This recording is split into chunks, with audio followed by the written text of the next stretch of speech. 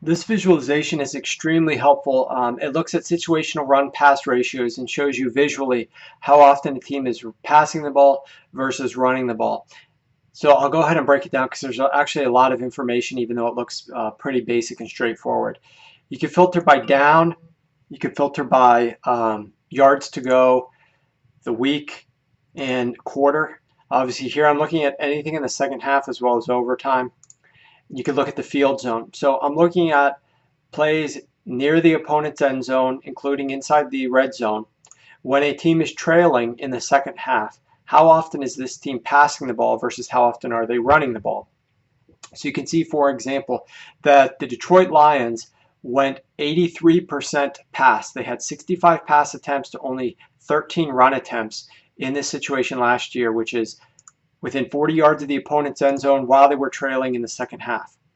Whereas a team like the Carolina Panthers went 50% run and 50% pass. Now it looks like there's nothing here in the pass. That's just because the average is 70% pass. So they were well below that, but they were still balanced at 50% in either case. But the Buffalo Bills were only 56% pass when the average, of course, was 70%. What we see here in the blue is the total number of plays run.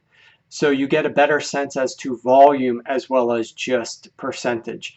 For example, the Jacksonville Jaguars, we talk about, wow, Blake Bortles and how many touchdowns they were throwing and how aggressive this offense was and that sort of thing. And of course, a lot of that rings true. However, they had 126 plays when they were in the second half trailing by any margin within 40 yards of the end zone.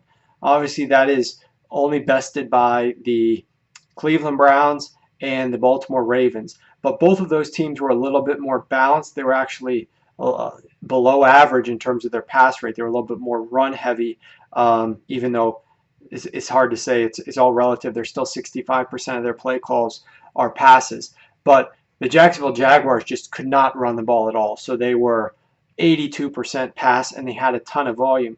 Whereas a team like the Arizona Cardinals, even though they were also 82% pass, they did not run very many plays in this scenario because they were rarely trailing. They had a really good year, obviously, last year. So this really is a good way.